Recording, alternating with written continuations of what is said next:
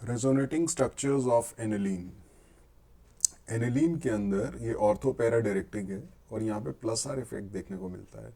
Plus R effect का मतलब है जो बेंजीन रिंग के एडजेसेंट एटम है नाइट्रोजन, इस पे जो लोन पेयर है वो बेंजीन रिंग की तरफ चलेगा, बेंजीन रिंग के अंदर जाएगा। तो ये लोन पेयर अंदर की तरफ शिफ्ट हुआ, इस तरफ मूव कर रहा है। जैसे ही यहाँ पाई बॉन्ड बनाएगा ये इलेक्ट्रॉन पेयर, वैसे ये वाला पाई बॉन्ड जो है टूट के आगे चला जाएगा। तो कुछ स्ट्रक्चर इस तरीके से देखेगा, यहाँ से लोन पेयर गया, यहाँ बॉन्ड बन गया डबल बॉन्ड, नाइट्रोजन पे डेफिशिएंसी आ गई, एक इलेक्ट्रॉन का लॉस हो गया यहाँ पे। और ये वाला जो पाई बॉन्ड था बेंजीन रिंग का, ये आगे शिफ्ट हो गया, तो ये दो इलेक्ट्रॉन आपको ये दिख रहे हैं। तो ये दो इलेक्ट्रॉन आपको यहाँ पे दिख रहे हैं।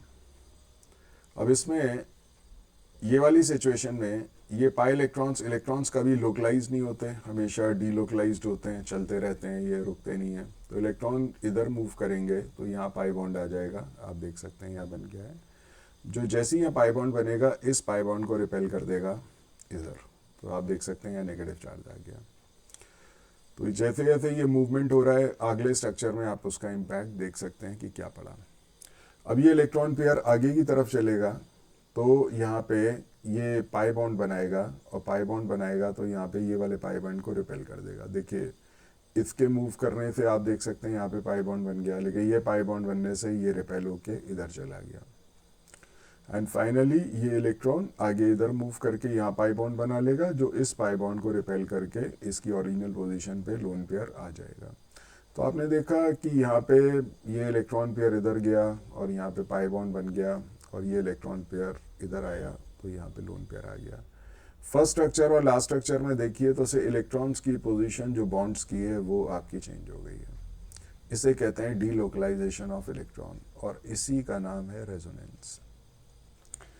बेंजीन रिंग के एरोमेटिक कंपाउंड में जो बेंजीन रिंग है इस पे हमेशा क्या सब्स्टिट्यूशन होता है, इलेक्ट्रोफाइल का। इलेक्ट्रोफाइल और न्यूक्लियोफाइल दो तरह के रिएजेंट्स होते हैं। इलेक्ट्रोफाइल वो हैं जिन पे पॉजिटिव चार्ज होता है। अब इलेक्ट्रोफाइल ही क्यों अटैक करता है बेंजीन रिंग पे, बिकॉज यहाँ पे इलेक्ट्रॉन डेंसिटी हाई है, हाई इलेक्ट्रॉन डेंसिटी है। आप देख सकते हैं 3 बाई बॉन्ड है, एक्स्ट्रा 6 इलेक्ट्रॉन्स हैं। तो हाई इलेक्ट्रॉन डेंसिटी की वजह से पॉजिटिव चार्ज जो है ये अट्रैक्ट हो जाता है।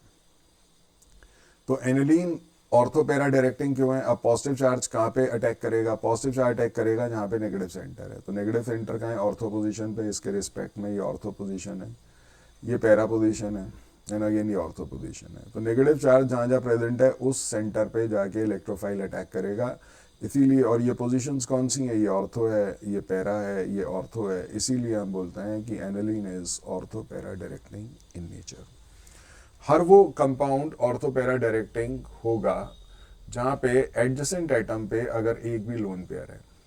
अगर एक भी लोन पेयर नहीं है तो मेटा पोजीशन पे अटैक होगा, फिर वो ऑर्थो पैरा डायरेक्टिंग नहीं रहेगा। तो इस तरीके से हम यहाँ पे 5 रेजोनेटिंग स्ट्रक्चर से ये समझते हैं कि aniline is ortho para directing in nature. और कैसे यहाँ पे रेजोनेटिंग स्ट्रक्चर्स एनिलीन के बनते हैं। जब इलेक्ट्रॉन पेयर अंदर की तरफ चलता है, बेंजीन रिंग के अंदर आता है, तो यहाँ पे नेगेटिव चार्ज डेवलप हो रहा है, और इसको कहते हैं प्लस आर इफेक्ट। अगर ये बाहर की तरफ चलता तो उल्टा, अगर ये चलता डीलोकलाइजेशन होता तो ये कहलाता माइनस आर इफेक्ट। बस in this case it is plus R effect. और प्लस आर इफेक्ट जब भी होगा वो कंपाउंड ऑर्थो पैरा डायरेक्टिंग होगा। अब इसकी प्रॉपर्टीज देख लेते हैं। आखिर इलेक्ट्रोफिलिक सब्स्टिट्यूशन अगर हम यहाँ पे हैलोजिनेशन करा रहे हैं, एनिलीन के अंदर आपने ब्रोमीन का रिएक्शन कराया, 3 टाइम्स ब्रोमीन लिया, और यहाँ पे वाटर जो है ये आपको लेना है, एक पोलर सॉल्वेंट आपको यहाँ पे ऐड करना है, एंड दैट इज वाटर। तो पानी की प्रेजेंस में इलेक्ट्रोफाइल ब्रोमोनियम, ये ब्रोमीन जो है ये आपका 2 पार्ट में टूट जाता है। ब्रोमीन 2 पार्ट में आपका टूट जाएगा, एक बन जाएगा Br पॉजिटिव और एक बन जाएगा Br नेगेटिव। तो ये पूरा कंप्लीट टूट जाएगा बॉन्ड, और ये यहाँ पे डेल्टा पॉजिटिव चार्ज है तो ये Br पॉजिटिव बन जाएगा, यहाँ डेल्टा नेगेटिव है, ये Br नेगेटिव बन जाएगा। तो ब्रोमोनियम आयन यहाँ पे आपका जो बनता है वो अटैक करता है ऑर्थो पैरा और ऑर्थो पोजीशंस पे। पानी की प्रेजेंस में इसकी कंसंट्रेशन बहुत हाई हो जाती है ब्रोमोनियम आयन की, जो बी आर नेगेटिव है वो यहाँ पे अटैक नहीं करता है। मैंने बताया था कि इलेक्ट्रोफाइल ये अटैक करेगा क्योंकि नेगेटिव सेंटर्स, ये नेगेटिव चार्ज यहाँ पे ऑर्थो पैरा पोजिशन पे आ रहा है। It will attract positively charge reagent जिसको हम इलेक्ट्रोफाइल कहते हैं। तो यहाँ पे वाटर जो है, जो यहाँ पे एच यहाँ से हटा, बेंजीन रिंग के तीनों पोजीशन से एक एक एच हटा, जहाँ पे बी आर आया था यहाँ पे क्या है, एक एक एच था, वो दूसरे वाले बी आर के साथ एच बी आर बना के बाहर निकल जाएगा। तो 3H 3 BR बचेंगे, 3 ने अटैक कर दिया तो 3 टाइम्स एच बी आर यहाँ मिल जाएगा और ये आपको मिल जाएगा 2,4,6 ट्राइब्रोमो एनिलीन। कन्वर्जन अगर आता है कि हमें एनिलीन को पैराब्रोमो एनिलीन में कन्वर्ट करें तो फिर हमें क्या करना है। तो conversion of aniline to para bromo aniline के लिए हमें ये 3 BR नहीं चाहिए, हमें से पैरा पोजिशन पे एक ही BR चाहिए। तो इस केस में आप एनिलीन को पहले प्रोटेक्ट कर दीजिए, किससे, एसिटाइलेशन कराइए। एसिटाइलेशन का मतलब है कि यहाँ से NH2 का H और यहाँ से Cl निकल जाएगा और CSCCO ग्रुप यहाँ पे ऐड हो जाएगा। तो आपने देखा NH2 का एक H हटा जो Cl के साथ कंबाइन होकर HCl बना गया और ये CSCCO ग्रुप यहाँ पे नाइट्रोजन पे जुड़ गया, एसिड एनालाइड बन गया जो आपने पीछे भी पढ़ा हुआ है कंपाउंड। अब ये किस तरीके से बाकी ब्रोमीन को अटैक करने से रोकता है इसको समझना है। This compound formed is called acid anilide and by acetylation, by introducing acetyl group we are protecting aniline for further substitution of bromine. कैसे होता है समझते हैं। देखिए ये एसिड एनालाइड प्रोटेक्ट कैसे करता है।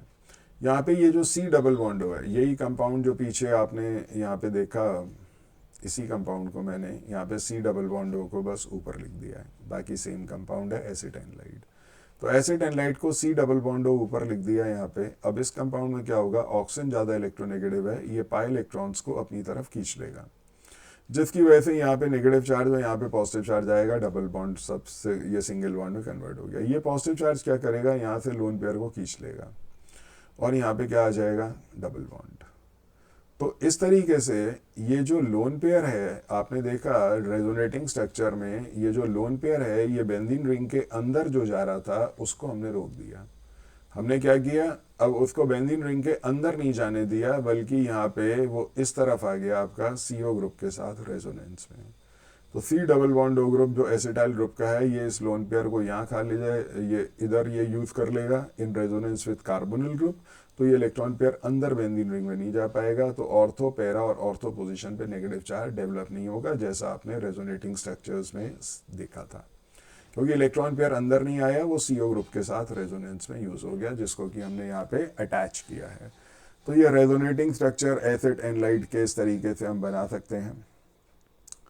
अब यहाँ पे अगर मैं इसको प्रोटेक्ट करके ये कंपाउंड के अंदर अगर मैं ब्रोमिनेशन कराता हूँ, देखिए एनिलीन में जब कराया था तो क्या हुआ था, अब मैं यहाँ पे इसके अंदर एसिड एनालाइड बनाने के बाद जो हमने यहाँ बनाया है एसिड एनालाइड, इसके अंदर अगर मैं यहाँ ब्रोमिनेशन कराता हूँ तो क्या होगा, या तो ऑर्थो पोजिशन पे जाएगा BR या पैरा पे जाएगा।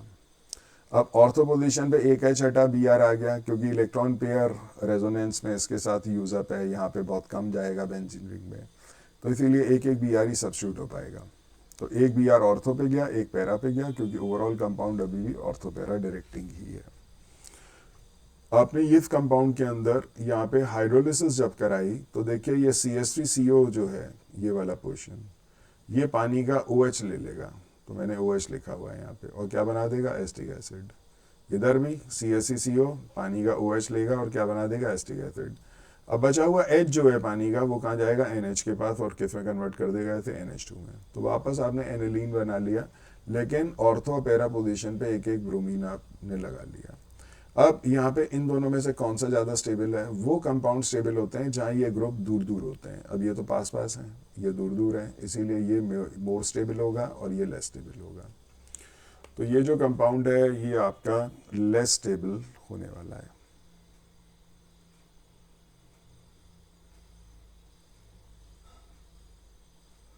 इसीलिए जब भी एनिलीन से आप पैरा ब्रोमो एनिलीन बनाना चाहिए तो ये मेजर प्रोडक्ट है और ये मोर स्टेबल है।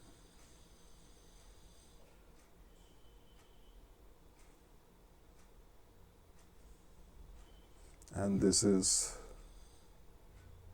major product and this is minor product.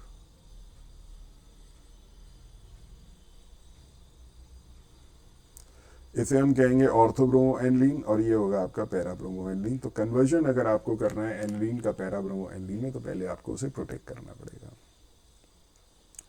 अब आता है सल्फोनेशन। सल्फोनेशन में आपने एनिलीन का रिएक्शन जब सल्फ्यूरिक एसिड से कराया, देखिए H2SO4 को पूरी ऑर्गेनिक केमिस्ट्री में ऐसे ही लिखते हैं, आप इसको गिन लीजिए, ये 2 H हैं, एक S है और O कितने हैं 4।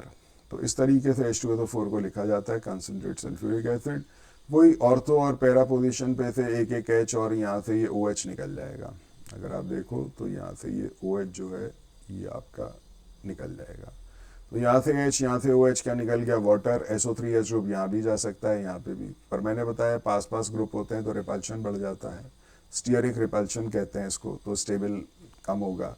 ये दूर दूर ग्रुप, तो इसीलिए ये वाला जो पैरा आइसोमर है ये आपका ज़्यादा स्टेबल है। SO3H ग्रुप जिसे सल्फ एनलिक एसिड कहते हैं, सल्फ एनलिक एसिड इसको कहा जाता है, और इसका एक कॉमन नेम तो यही है सल्फ एनलिक एसिड। IUPAC नेम इसका लिखें तो पैरा एमिनो, यहाँ पे सल्फ एनलिक एसिड इसको कहा जाएगा, पैरा एमिनो सल्फ एनलिक एसिड यहाँ पे लिख लेते हैं।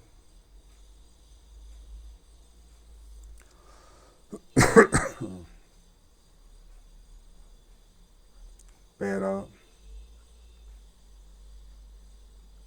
एमिनो बेंजीन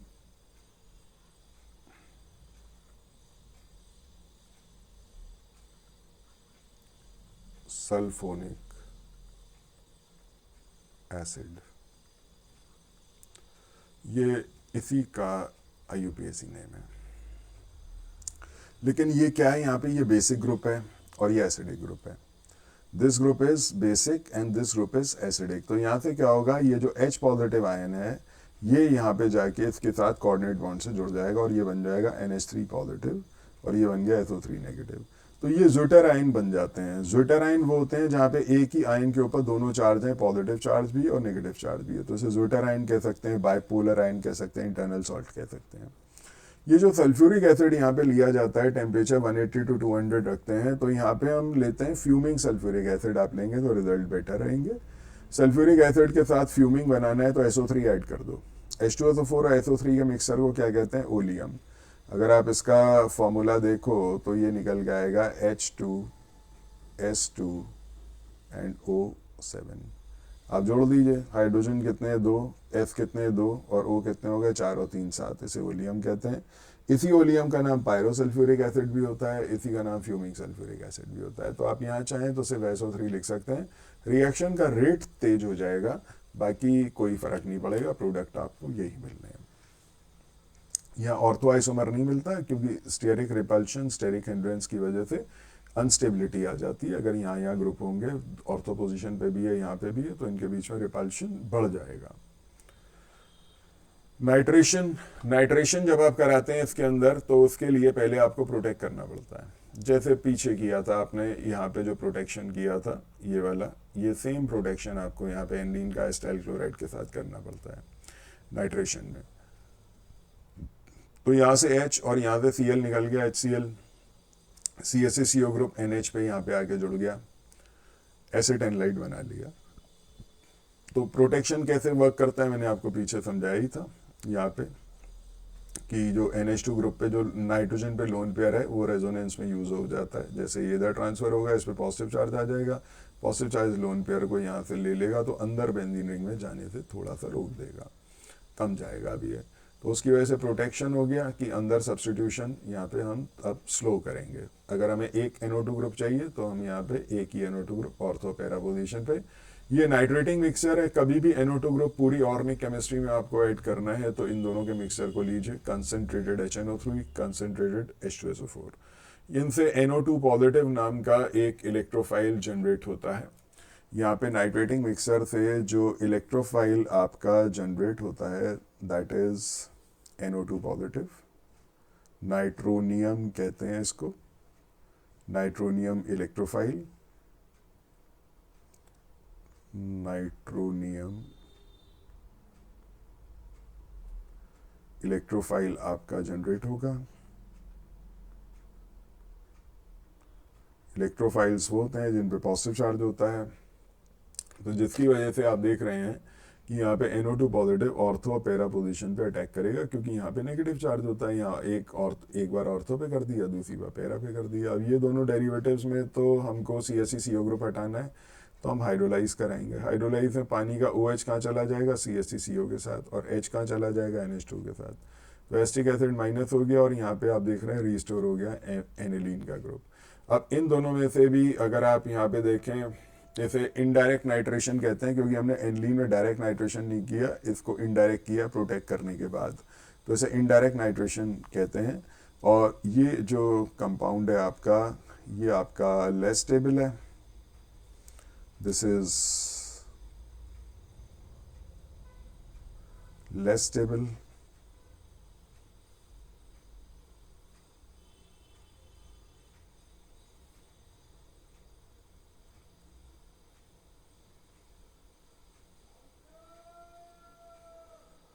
इसीलिए आप इस प्रोडक्ट को क्या बोलते हैं, माइनर। और ये जो है ये मोर स्टेबल है।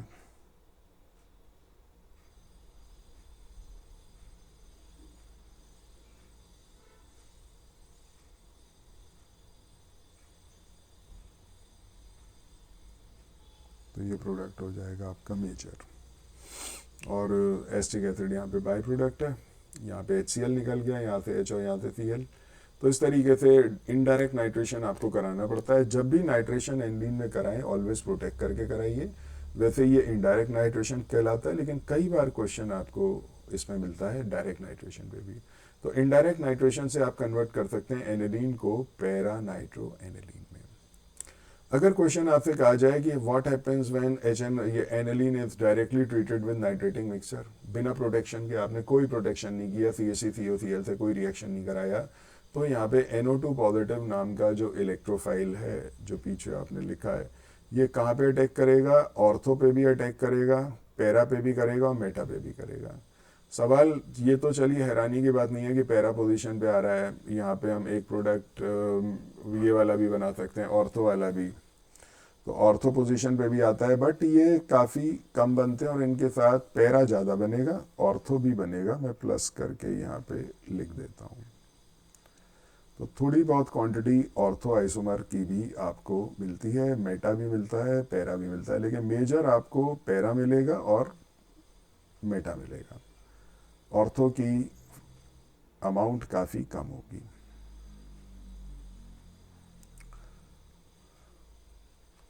This is an ortho isomer. तो ऑर्थो, मेटा, पैरा तीनों आइसोमर मिलते हैं। सवाल ये उठता है, हैरानी की बात ये नहीं है कि ऑर्थो मिला और पैरा मिला, ये तो हमें पता था, पीछे हमें भी ऑर्थो एंड पैरा डायरेक्टिंग होता है एनिलीन, क्योंकि नेगेटिव चार्ज कहाँ पे बढ़ता है, नेगेटिव चार्ज आप अगर देखो तो ऑर्थो पोजीशन पे आता है, पैरा पोजीशन पे, और फिर ऑर्थो पोजीशन पे। तो इस तरीके से नेगेटिव चार्ज जब ऑर्थो पैरा पोजीशन पे, तो फिर आखिर यहाँ पे इलेक्ट्रोफाइल जो है वो मेटा पोजीशन पे क्यों चला गया। तो सवाल ये उठता है कि पैरा पे है, ऑर्थो पे है, ठीक है, लेकिन मेटा पे क्यों चला गया, मेटा नाइट्रो एनिलीन क्यों बन गया। उसका जवाब ये है कि जब आप डायरेक्ट नाइट्रेशन कराते हो तो एसिडिक मिक्सर ले रहे हो आप, एसिडिक मिक्सचर से आपको क्या मिल रहा है, एसिड। तो ये H पॉजिटिव आयन जो है ये कहाँ से आ रहा है, फ्रॉम एसिड। एसिड कौन से आपने यूज किए हैं नाइट्रेशन के लिए, HNO3 H2SO4, दोनों में हाइड्रोजन है। ये H पॉजिटिव जैसे ही आएगा ये बेस होता है, ये एसिड है, एसिड का H पॉजिटिव इससे रिएक्ट करके ये क्या बना देगा, एनिलीनियम आयन। तो NH3 पॉजिटिव बन जाएगा, और ये इसे कहते हैं हम एनिलीनियम आयन। एनिलीनियम आयन पे एक भी लोन पेयर नहीं है। देखिए, जब लोन पेयर होता है तो ये क्या होता है, ऑर्थो पैरा डायरेक्टिंग। जब लोन पेयर नहीं होता है तो ये क्या कहता है, मेटा डायरेक्टिंग। एनिलीनियम, अब जितने भी एनिलीन यहाँ से H पॉजिटिव गेन करके इसमें कन्वर्ट होगा एनिलीनियम आयन में, वो क्या बनाएंगे, मेटा डेरिवेटिव, यानी कि मेटा नाइट्रो एनिलीन। और जो एनिलीनियम आयन में कन्वर्ट नहीं हो पाए से एनिलीन ही रह गए, वो आपके किस में कन्वर्ट हो जाएंगे, पैरा और ऑर्थो आइसोमर में। So that's why anilinium ion की formation leads to formation of meta nitro aniline, यानी कि मेटा डेरिवेटिव की मेन वजह ये है। अगर हम इसको प्रोटेक्ट कर देते तो ये लोन पेयर रहता ही नहीं यहाँ पे, तो H पॉजिटिव यहाँ पे यूज अप ही नहीं होता। आप देख सकते हैं लोन प्रोटेक्शन के दौरान ये लोन पेयर जो है या नाइट्रोजन से चला जाता है, यहाँ पे डबल बॉन्ड बना के कार्बन के बीच में यूज अप हो जाएगा। लेकिन यहाँ पे अगर हमने प्रोटेक्ट नहीं किया तो H पॉजिटिव आयन जो है वो यहाँ पे आके इस लोन पेयर से रिएक्ट करके जुड़ जाएगा और यहाँ पे NH3 पॉजिटिव बना देगा। तो रेजोनेटिंग स्ट्रक्चर अगर हम समझना चाहते हैं एनिलीनियम के, तो आप देख सकते हैं कि नाइट्रोजन पे पॉजिटिव चार्ज है, पीछे आपने देखा नाइट्रोजन पे पॉजिटिव चार्ज है। यहाँ पे ये पॉजिटिव चार्ज क्या करेगा, यहाँ से इलेक्ट्रॉन पेयर बाहर की तरफ खींचेगा। जब इलेक्ट्रॉन पेयर बाहर की तरफ चलेगा तो यहाँ पे क्या आ जाएगी, डेफिशिएंसी। आप देख सकते हैं पॉजिटिव चार्ज ये क्या करेगा, यहाँ से इलेक्ट्रॉन पेयर खींचेगा तो यहाँ पे डेफिशिएंसी आ जाएगी। तो आपने देखा ऑर्थो पैरा पोजिशन पे कौन सा चार्ज आ गया, पॉजिटिव। जब पॉजिटिव चार्ज आ जाएगा ऐसे ही ऑर्थो पे भी आ जाएगा पॉजिटिव चार्ज। तो ऑर्थो पैरा ऑर्थो पोजीशन पे यहाँ पे भी, यहाँ पे भी और यहाँ पे भी पॉजिटिव चार्ज आ जाएगा। तो मेटा पोजीशन बचेगी जहाँ पे इलेक्ट्रोफाइल अटैक कर सकता है, क्योंकि इलेक्ट्रोफाइल पे ही पॉजिटिव चार्ज है, यहाँ भी पॉजिटिव चार्ज है, तो रिपल्शन हो जाएगा। कहाँ चार्ज नहीं है, मेटा पे, तो इसीलिए हायर डेंसिटी इलेक्ट्रॉन की वहाँ है, इसीलिए वहाँ पे जाएगा। तो आप देख सकते हैं कि किस तरीके से ये जो जब इलेक्ट्रॉन पे बाहर की तरफ चलते हैं और रिंग में पॉजिटिव चार्ज आता है तो इसको कहते हैं प्लस आर इफेक्ट। जब इलेक्ट्रॉन पे अंदर की तरफ चला था तो वो कहलाता था minus I effect, minus R effect. तो माइनस आर इफेक्ट एक बार और दिखा देता हूँ आपको। माइनस आर, ये प्लस आर इफेक्ट में सॉरी, ये अंदर की तरफ इलेक्ट्रॉन पे चला था तो नेगेटिव चार्ज आया था, और यहाँ पे जो रेजोनेटिंग स्ट्रक्चर बनाए हैं उसके अंदर ये इलेक्ट्रॉन बाहर की तरफ चला है, तो ये आपका माइनस आर इफेक्ट है। Sorry, this is minus R effect.